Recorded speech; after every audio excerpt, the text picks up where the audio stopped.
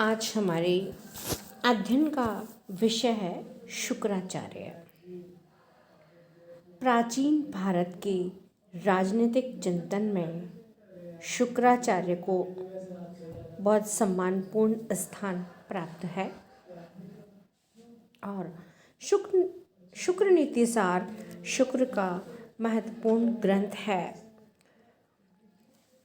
शुक्र नीति के रचना काल के संबंध में विद्वानों में काफ़ी मतभेद है और शुक्र नीति कौटिल्य के अर्थशास्त्र के बाद की रचना प्रतीत होती है। शुक्र नीति में 4 अध्याय और 2200 श्लोक हैं। मीन्स शुक्र नीति में 4 अध्याय और 2200 श्लोक हैं। इनमें से पहले और दूसरे अध्याय में राजा, उसके महत्व और कर्तव्य की विवेचना की गई है। सामाजिक व्यवस्था, मंत्री और युवराज संबंधी विषयों पर लिखा गया है और तीसरे अध्याय में साधारण नीति शास्त्र के बारे में है, जिसका संबंध राजा और अन्य सभी से है। चौथे अध्याय में जो सबसे अधिक लंबा है और जिसे मिश्र अथवा विविध विषय प्रकरण नाम दिया गया है, मित्रों, उदासीनों, शत्रुओं, आय स्रोत, राज्य क्षेत्र, विज्ञान व कलाएं, मनुष्य के कर्तव्य, वृक्ष लगाना, कुएं खुदवाना, न्याय व्यवस्था, सेना आदि अनेक विषयों का विवेचन है। इस प्रकार शुक्र नीति में शासन कला से कहीं अधिक विषय सामग्री है। इसमें सदाचरण और संपूर्ण नैतिकता का उल्लेख है। शासन कला तो इसका एक अंग मात्र है, यद्यपि वह सबसे महत्वपूर्ण है। शुक्र ने 4 विधाएं मानी हैं: आन्वेषिकी, त्रयी, वार्ता और दंड नीति। ये चारों विधाएं मनुष्यों के योगक्षेम के लिए आवश्यक हैं। अतः राजा को इन चारों ही विधाओं का अभ्यास करना चाहिए। आन्वेषिकी में न्यायशास्त्र और वेदांत आदि हैं। त्रयी में धर्म, अधर्म, कामना और मोक्ष है। अर्थ और अनर्थ वार्ता में है और न्याय व अन्याय दंड नीति में आते हैं। दुष्टों के दमन को दंड कहते हैं शुक्र। इसी कारण राजा दंड रूप है और राजा की नीति दंड नीति है। शुक्र के अनुसार धर्म, अर्थ और काम का मूल आधार तथा मोक्ष को सुनिश्चित करने वाला तत्व दंड नीति या नीति शास्त्र को ही माना जा सकता है। शुक्र के अनुसार राजा को बहुत ही परिश्रम से नीति शास्त्र का अध्ययन करना चाहिए। शुक्र नीति में राज्य की उत्पत्ति के संबंध में कोई उल्लेख नहीं है, किंतु शुक्र नीति से यह स्पष्ट होता है कि शुक्र के अनुसार राज्य एक स्वाभाविक और अनिवार्य संस्था है।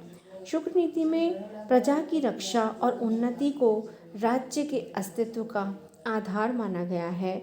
शुक्र राज्य को प्रजा की भौतिक उन्नति के लिए ही नहीं वरन नैतिक उत्थान के लिए भी उत्तरदायी मानते हैं। और शुक्र नीति में स्पष्ट किया गया है कि शासकीय शक्ति के प्रयोग को तभी वैध समझा जा सकता है जबकि शासक प्रजा के कल्याण के दायित्व के प्रति निरंतर सजग और चेष्टावान रहे। प्राचीन भारतीय राजनीतिक चिंतन में मनु और कौटिल्य ने जिस प्रकार राज्य के 7 अंगों की विवेचना की है, उसी प्रकार शुक्र नीति सार में भी राज्य के 7 अंगों का उल्लेख किया गया है। शुक्र नीति सार में इस सप्तांग सिद्धांत का उल्लेख किया गया है और शुक्र के अनुसार राज्य के 7 अंग हैं। पहला राजा की तुलना उन्होंने मस्तिष्क से की है और राजा को सभी अंगों में प्रधान अंग माना है। दूसरा उन्होंने अंग बताया मंत्री। मंत्री की तुलना उन्होंने आँखों से की है और उन्होंने माना है कि शासकीय कार्य राजा अकेले नहीं कर सकते हैं, इसके लिए मंत्रियों की सलाह आवश्यक है, अतः राजा के द्वारा योग्यतम मंत्रियों की नियुक्ति की जाए। तीसरा अंग उन्होंने बताया है मित्र। मित्र को उन्होंने कान बताया है। मित्र को भी शुक्र ने राज्य का आवश्यक अंग बताया है और उन्होंने इस बात पर बल दिया है कि मित्र जो हैं वो ऐसे हों जो विपदा के समय काम में आए और अधिक से अधिक राजा को जो है अधिक से अधिक मित्र बनाए जाने चाहिए। चौथा अंग बताया राज्य का कोष, और कोष की तुलना उन्होंने मुख से की है। शुक्र ने माना कि राजकीय कोष भरा पूरा होना चाहिए। कोष को बहुत महत्वपूर्ण स्थान दिया है क्योंकि कोष के बिना राजकीय कार्यों का संचालन नहीं हो सकता है, और उन्होंने इस पर बल दिया है कि कोष भरा पूरा होना चाहिए और कोष का जो संग्रह है वो अनुचित तरीक़ों से नहीं किया जाना चाहिए। पांचवा अंग बताया है राष्ट्र। राष्ट्र का अभिप्राय है राज्य का क्षेत्रफल और वहाँ पे निवास करने वाली जनता। और छठा अंग बताया है दुर्ग। दुर्ग को उन्होंने दोनों हाथ बताए हैं और दुर्ग को राज्य की रक्षा के लिए आवश्यक माना है। सातवां अंग बताया है सेना। सेना को जो है उन्होंने सेना की तुलना मन से की है और उन्होंने बताया कि ये राज्य के जो सातों अंग हैं वो अपनी अपनी जगह इम्पॉर्टेंट है, और जिस प्रकार मानव शरीर विभिन्न अंगों से मिलकर बनता है उसी प्रकार राज्य का निर्माण भी इन विभिन्न अंगों से हुआ है। फिर उन्होंने राज्य के कार्य क्षेत्र के बारे में चर्चा करी है और उन्होंने राज्य का जो सबसे पहला कार्य बताया वो प्रजा की रक्षा।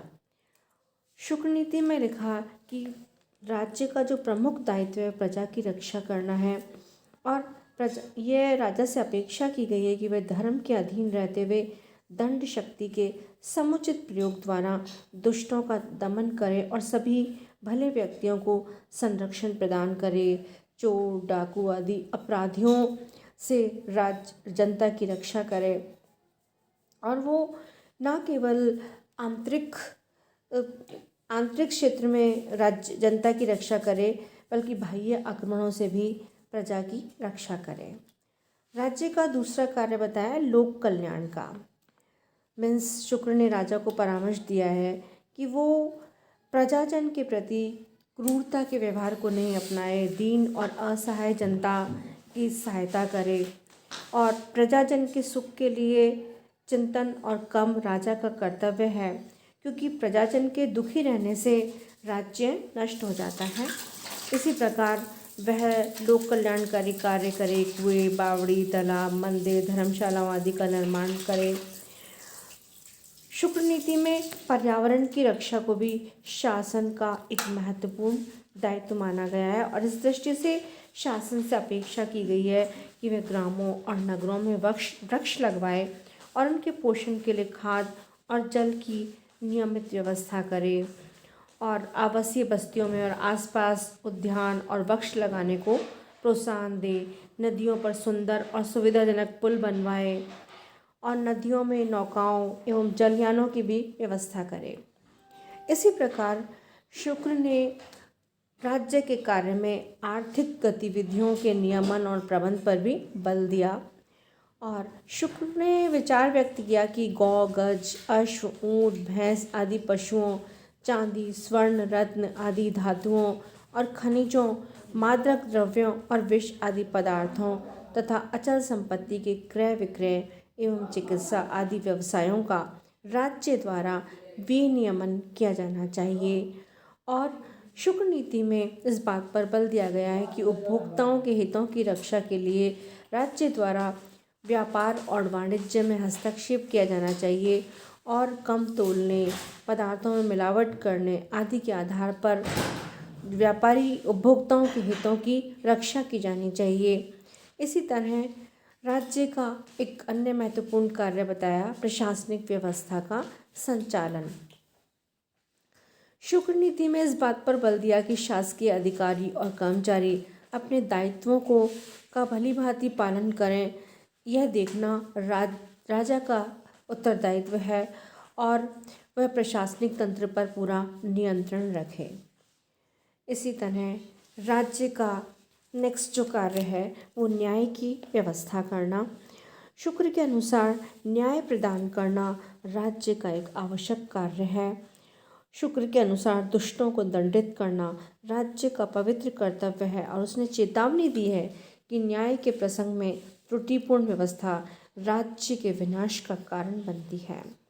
इसी तरह शुक्र नीति में इस बात पर बल दिया है कि राज्य में जो है वो शिक्षा की व्यवस्था की जाए और विभिन्न जो विधाओं हैं और विभिन्न कलाओं की निरंतर प्रगति का कार्य किया जाए और जो प्रतिभावान विद्यार्थी हैं उनको छात्रवृत्ति दी जाए। शिक्षित व्यक्तियों को योग्यता के अनुसार राजकीय पदों पर नियुक्ति दें और राजा का ये कर्तव्य है कि वे वेदों, स्मृतियों और पुराणों के विद्वानों, ज्योतिषियों, मंत्रवेत्ताओं, शास्त्र के जो ज्ञानी हैं, चिकित्सक हैं, अन्य विषयों के विद्वानों और बुद्धिमानों और गुणवान व्यक्तियों के भरण पोषण की व्यवस्था करे और वह विद्या और कला में पारंगत व्यक्तियों को सम्मानित करे।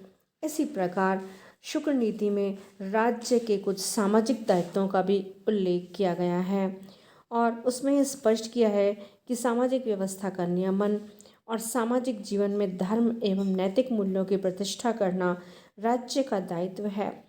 यह सुनिश्चित करना भी राज्य का दायित्व है कि समाज के विभिन्न वर्ण, ब्राह्मण, क्षत्रिय, वैश्य और शूद्र अपने दायित्वों का निर्वाह कर रहे हैं या नहीं तथा समाज के इन वर्णों के बीच सद्भावनापूर्ण संबंध बने रहें। इसी प्रकार शुक्र के अनुसार राज्य के लिए नैतिक और धार्मिक जीवन की ओर ध्यान देना भी आवश्यक है और राज्य के द्वारा मंदिर बनवाए जाने चाहिए और जनता में नैतिक गुणों के विकास को प्रोत्साहित किया जाना चाहिए। राज्य की आय का 1/4 भाग दान आदि पर व्यय होना चाहिए। इसी प्रकार शुक्र ने राज्य का एक मुख्य दायित्व माना कि वह अंतर्राष्ट्रीय संबंधों का संचालन करे, विभिन्न राष्ट्रों से संबंध स्थापित करे, अन्य राष्ट्रों से अपने मित्रतापूर्ण संबंध बनाए और इस अन्य राष्ट्रों से संबंध स्थापित करने में राष्ट्रहित को सर्वोच्च महत्व दिया जाए।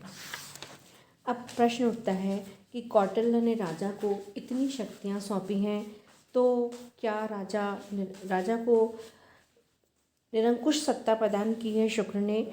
लेकिन हमारा आंसर होगा कि शुक्र ने शासक की सत्ता पर अनेक नियंत्रण भी लगाए हैं। जैसे सबसे पहला नियंत्रण है धर्म और नीति का नियंत्रण है और शुक्र नीति में स्पष्ट किया गया है कि जो शासक स्वयं धर्म के अनुशासन से बंधा हुआ नहीं है और धर्म पालन के प्रति निष्ठावान नहीं है उसे प्रजा पर दंड शक्ति के प्रयोग का अधिकार नहीं हो सकता। इसी प्रकार शासक पर वित्तीय नियंत्रण भी लगाया गया है। शुक्र ने राजा को ये चेतावनी दी है कि वह कभी भी निजी आवश्यकता के लिए जनता से कर वसूल ना करे। इसी प्रकार शुक्र ने इस बात पर भी बल दिया है कि शासन व्यवस्था के संचालन जैसे महत्वपूर्ण कार्य वो अकेले नहीं करे, वह इसके लिए मंत्रियों की सलाह ले।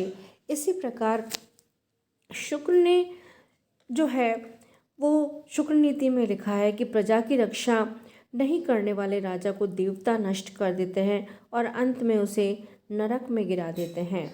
अतः उन्होंने जो है शासक को लौकिक दुष्परिणामों की भी चेतावनी दी है और यह कहा है कि यदि वह राजा के विरुद्ध या वह अगर राजा प्रजा के विरुद्ध दंड और भेद की नीति का अनुचित प्रयोग करेगा तो वह राज्य नष्ट हो जाएगा और शासक के ऊपर जो सबसे बड़ा नियंत्रण है वो जनमत का नियंत्रण है।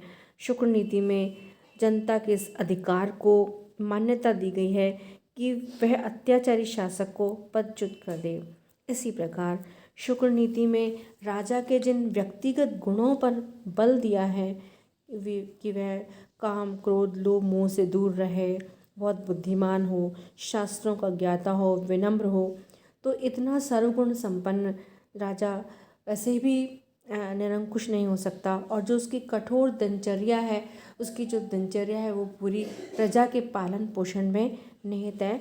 तो इस प्रकार शुक्र ने राज शासक की सत्ता पर नियंत्रण की व्यवस्था की है ताकि वह अपनी शक्तियों का दुरुपयोग ना करे।